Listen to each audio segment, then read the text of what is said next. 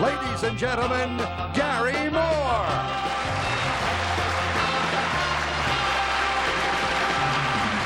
Thank you. Aldo Manu.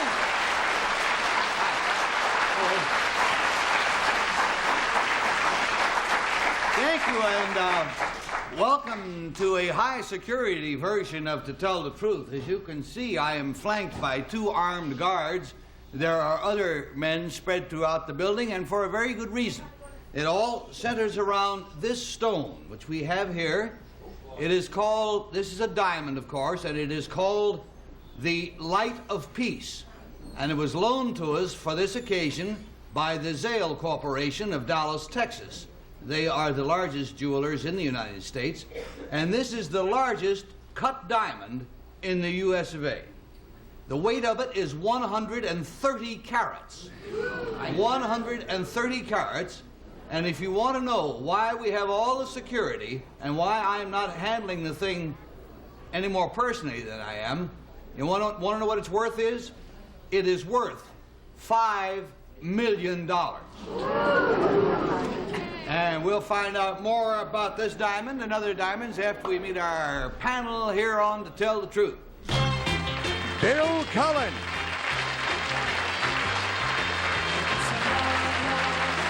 Peggy Cash. Alan Levin. And Kitty Carlisle.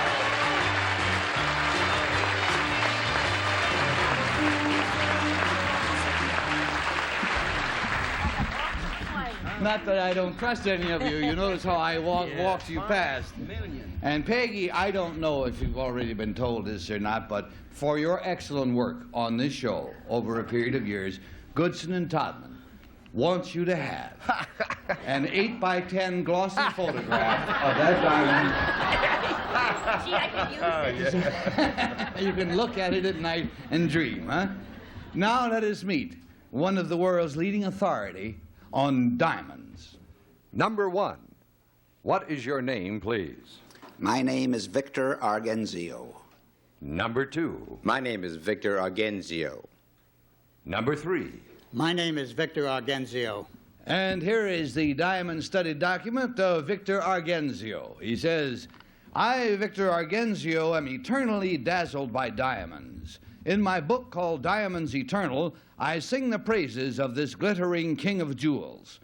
Let's take a look at replicas of 3 other of the world's most fabled diamonds. First is a copy of the largest cut diamond in existence, the fabulous Cullinan.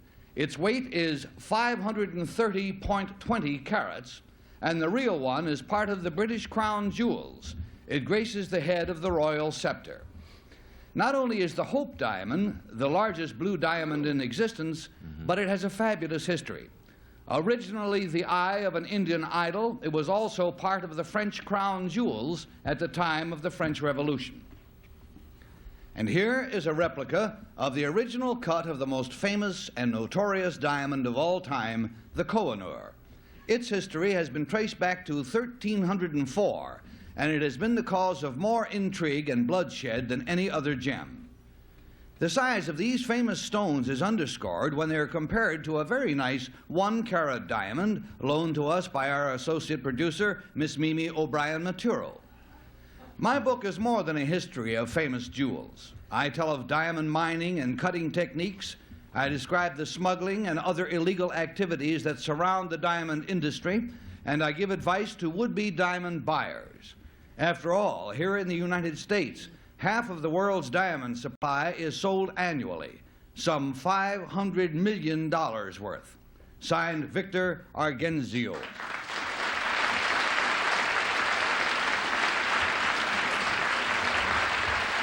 And I don't think I've ever been actually that close to $5 million worth of anything. We'll be right back after a few bucks worth of commercials, okay? What to your wandering eyes will appear the most Christmassy game shows in the middle of the year. Santa Claus is making a list And checking it twice. Merry Christmas in July continues tomorrow at noon on Buzzer. Let's play.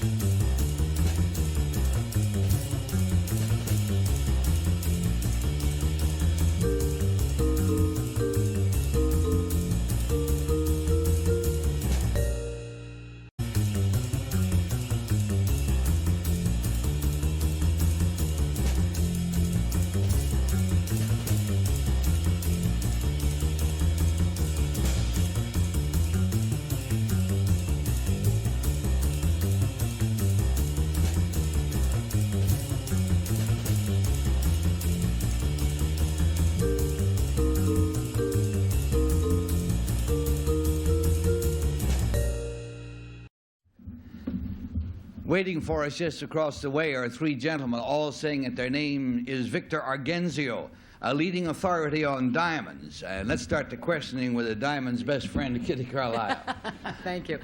Number 2, that is called the Light of Peace, the diamond that we have here. Yes, it is. And who owns it now? It's owned by the corporation, the corporation in Texas. A corporation in Texas? Yes. Number 3, where did it come from? It came from South Africa. Is from it a new Sierra one? Leone. Is it a new one? It was discovered, reportedly discovered several years ago. Number 1, where is the diamond cutting center in the world? Antwerp, Belgium. And number 2, where did the Koh-i-Noor come from in 1304? It was discovered somewhere in Africa. In Africa? Yes, it was. And number 3, how much of the bulk of diamonds sold in this country constitutes industrial diamonds? I would say approximately 80%. And number 1, where does the Hope Diamond reside now? The Smithsonian Institution. Number 2, who gave it to the Smithsonian Institution? Mr. Winston did. Oh, Winston. Yes, he did. And on down to Bill Cullen, please. Number 1, how did Mr. Winston have it delivered to the Smithsonian Institute when he gave it to them? I don't know, but I imagine he sent it by registered mail, possibly. Number 3, is it? We keep hearing that the group in South Africa or wherever it is these diamonds are mined have saved a lot of them, and thereby the diamond prices are kept under control. Is it conceivable that diamonds might be released on the market and thereby those existing diamonds lose their value?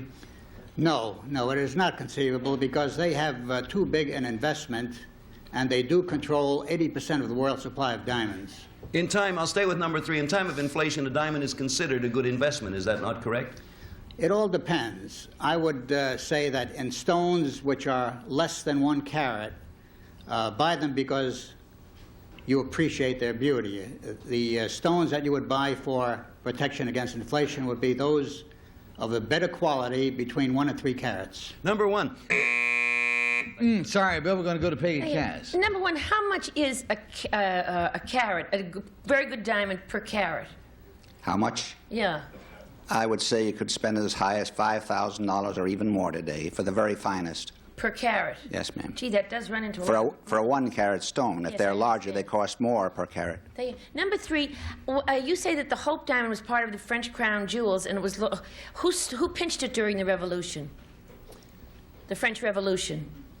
Which number, Peggy? Number 3. The Hope Diamond? Yes. Said it was part of the French crown jewels, and it was pinched during the Revolution.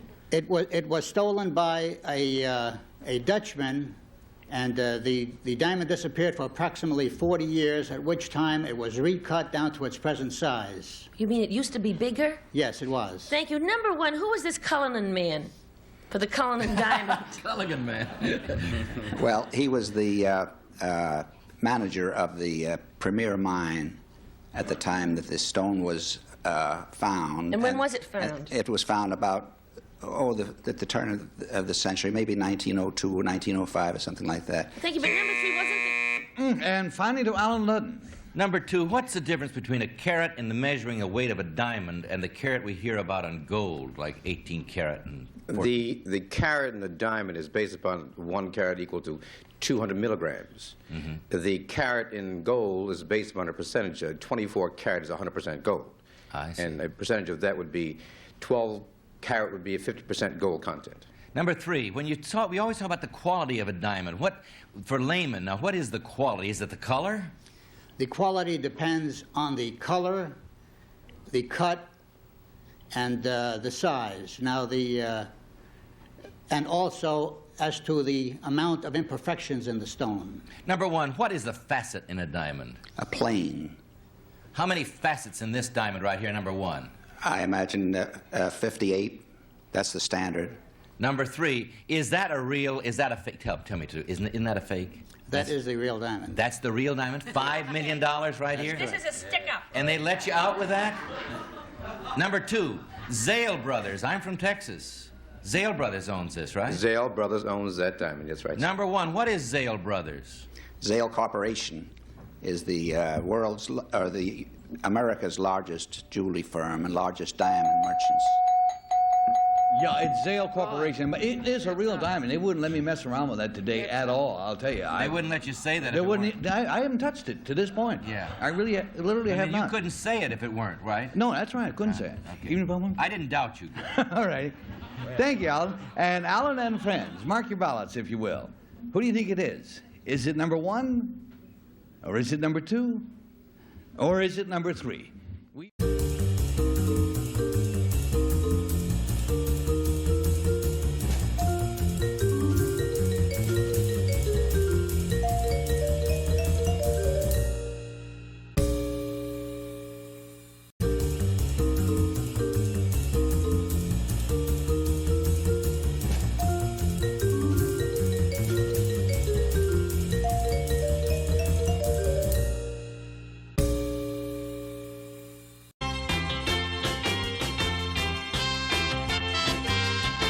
Pay $50 for each wrong vote. We pay $500 in case nobody finds out about the real Diamond Man. And Kitty starts, please. They're tough, and I tell you something, Gary, I wish this spot could go on forever. I just love talking about diamonds. I voted for number 1. All righty, we got a 1 showing down there to Bill Cullinan.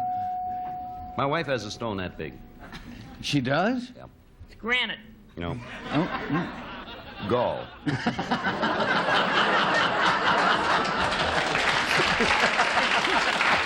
Please stay out of my jokes and kick her heads off my wife's gallstones. And in that event, I voted for number 1, even though he wasn't sure the number of facets. You know, maybe he never got around to counting them there. I like number 1. Number 1 did throw in a little phrase there toward the end. Isn't much everybody's voting. I'm not influencing anybody. When he said that the normal number of facets for a pear-shaped stone is 58 is what he said. And that is a pear-shaped stone. All right, Peg? Well, listen, the Rhinestone King has had enough to say over here on my right. I think, first of all, number 2 said that the Koh-i-Noor was found in Africa. Gee, it's something about... Just please don't interrupt, my dear. Number 1 said that the largest diamond cutting center was Antwerp, and I don't think it is anymore. I think New York is. And number 2, well, anyway, gee, what a bunch of Monday morning quarterbacks. I voted for, oh, where's my card? I voted for 3, and the heck with all of you. We got a pair of 1s and a 3. Welcome to the happiness hour. And Alan Ludd. Well, I'm the new kid in the block, so what do I know? But I finally understood the difference between the carats and gold and the carats and diamonds, and 2 explained it. And I thought very well, and he's the one. Well, that voting shows you what a well-briefed and much-studied team this is. Excellent, gentlemen. Let's find out. The votes are all in. Will the real Victor Argenzio please identify himself? Not me.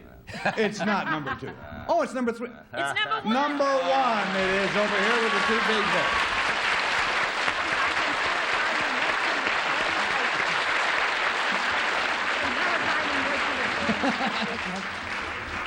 Excellent team. Let's find out about who your team is, Mr. Argenzio. Number 2, what is your real name, please, and what do you do? My name is Jack Scavuzzo. I'm a professional engineer, and I'm an agent for Punta Gorda Isles, and a developer in Florida. Good luck to you. And number 3, sir, you want to tell us about you? My name is Gus Corsolini. I'm a retired lieutenant colonel, and I'm presently associated with Standards International of Chicago Management Consultants. Good.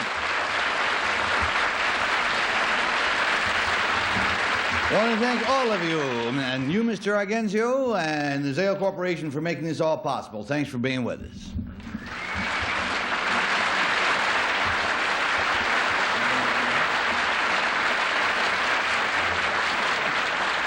Now, you know, ever since the Wright brothers spent a few seconds aloft down there in Kitty Hawk, people have loved to fly.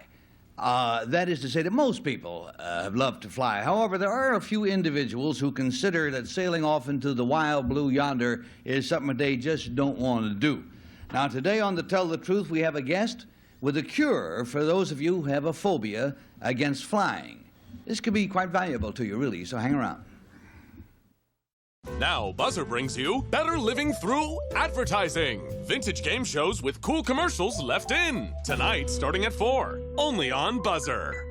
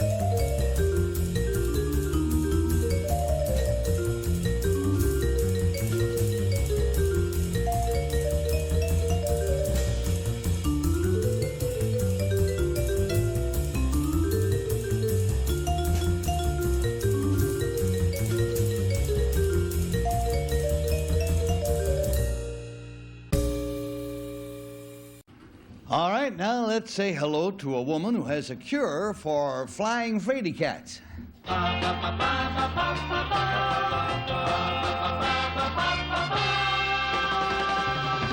Number 1. What is your name, please? My name is Marilyn Hibner.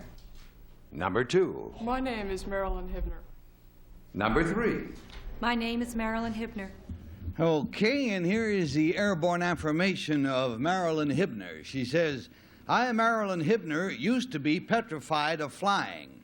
I decided that the way to overcome my fear was not through psychological bolstering, but genuine knowledge about flying. I felt that if I knew how and why a plane flew, that understanding would end my fear.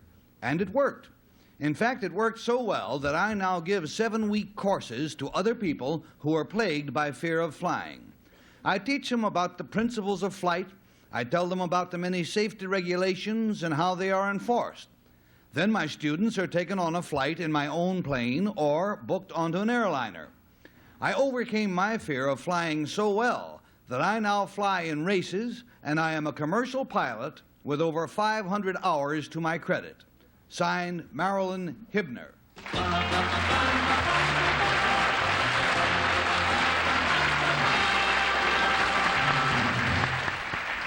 And we'll start this line of questioning with our own fearless flyboy, Bill Cullen. Marilyn, whichever one you are, I do agree. I think flying lessons, or actually flying in a small plane and learning what it's all about is a great system to overcome fear of flying. Number 2, what kind of airplane do you have? Cherokee 6. Number 3, there is a surface on an airplane that its designated purpose is to overcome aileron drag. Would you care to guess as to what surface on an airplane that is? To overcome aileron drag? Uh-huh. Number 3, Fred Link invented something that's used a great deal to help people who are learning to fly. Number 1, I mean, help people who are learning to fly. Do you know what Fred Link came up with, among many other things? The Link trainer. Has that been number 2? Has the Link trainer been improved recently? Yes, it has. What do they call it now? My, you're on the verge of a tough question here. Let's go to Peggy. Number 2, what do they call the Link drainer now? Trainer. The Link trainer now. They have a whole line of simulators that'll work anything from a small single-engine plane all the way up through the big complicated that's right. jets. Absolutely. Yeah, I know all about that, yeah. Sure. Number 3, were you scared to death the first time you flew solo? No, I wasn't. I enjoyed it. Oh, terrific. Now, number 1, sometimes in airplane races, they have to go around like a pole or something. Can it be dangerous when 2 people are trying to get on the inside to save time? I mean, can airline racing be dangerous? Aircraft racing? Well, you're talking like pylon racing, and they do have schedules for doing that and how you do it, and so we do not consider it dangerous. Thank you. Number 2, what's metal fatigue? All right, Peg, thanks. We're going to go to Alan Ludden. Number 1, what is it that holds an aeroplane up? The lift. What is the lift? Like my face. Off the wing. Peggy. Number... It's not true. Yeah, I've got Well, it people does who well. believe you. I like her lift, don't you? Now, I never had a lift. I'm only okay, true. she I'm really bailing has. out. Okay, Run number along. 3. Number 3, what do you call fear of flying? What is the medical term for fear of flying? Aerophobia. Number 2, what is the medical term for fear of height? Acrophobia. Number 1, when you teach your students who are scared of flying, how do you explain that nothing really holds? You can't see what holds a plane up. How do you explain that? Well, we have the course that's, as I say, 7 weeks long, and each course gives them different facets of what makes an airplane fly, why you feel the way you do. There's just so many things that we tell them that they do really overcome this fear of flying. Number 3, what... And on to Kitty Carlisle. Number 1, how many patients have you had successfully? Well, we've had about 80%. How many course. people does that mean? Well, we've only been able to have this course for 3 times, but we are going nationwide, our group, after the fall. Thank you. Number 2, do you start off by talking, or do you make them get up in a plane first? Oh, no. We start off by talking on slides. Well, number 3, I don't want to undermine your effort, but do you allow your patients to read books of pilots who say that flying is dangerous, that airport conditions are dangerous, that pilots fly too long hours? The topic never came up at any of the lectures regarding any books such as that. It would have with me, and I fly a lot. Number 2... All right. right, we got ourselves a ding-dong, and ready or not, it's time for you to write down whatever you think, panel. What do you think? Do you think it's 1? Or do you think it's 2? Or do you think it's 3?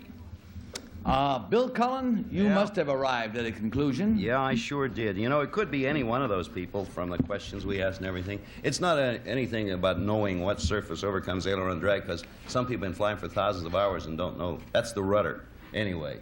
But I had never heard that, but I'm not that much of a a lot of flyboy. flying people don't. I voted on number 1.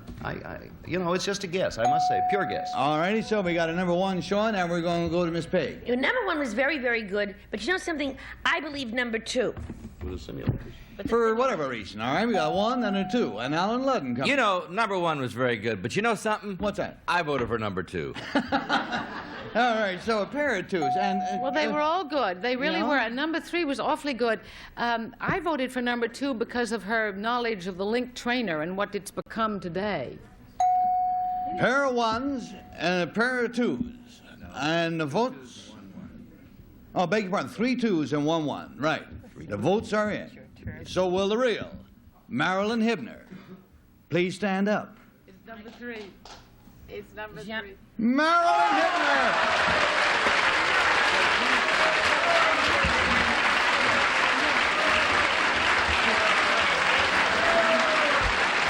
Excellent job. Thank you, Marilyn. We'll be back to you. Number 1, please. You know you've just won yourselves $500 on that stump. Let's find out who you are. Number 1, what is your real name? What do you do? My name is Doris Renninger, and I'm a housewife, and I'm from Beechhurst, New York.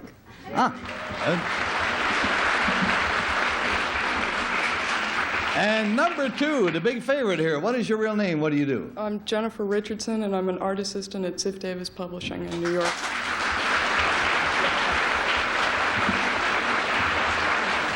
I must say, Marilyn and Bill, I was upset when you asked Marilyn a question which she was unable to answer, because that is, after all, not the name of the game. But then you say that is not an answer that many flying people know about. It's an obscure fact of flight that, with jet propulsion, it still applies, actually, that the rudder does not turn the airplane per se. The ailerons turn it, and the rudder overcomes the drag the ailerons create. Hoist by your own petard, very much. Exactly. A little fine knowledge, airplane. a lot of knowledge in your case is a dangerous thing. Marilyn Hibner, thank you very much. And thank you, imposters, also.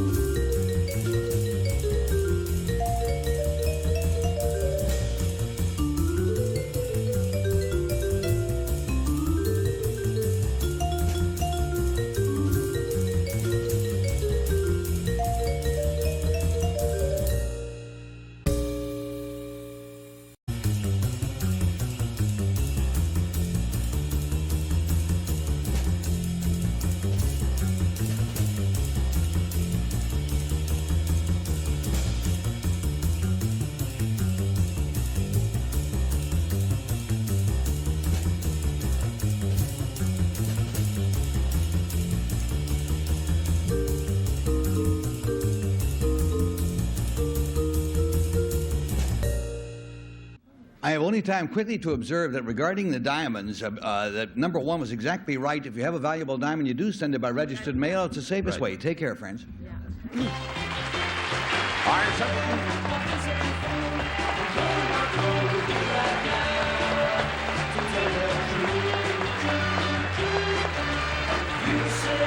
This is Bill Wendell speaking for To Tell the Truth, a Mark Goodson, Bill Todman production.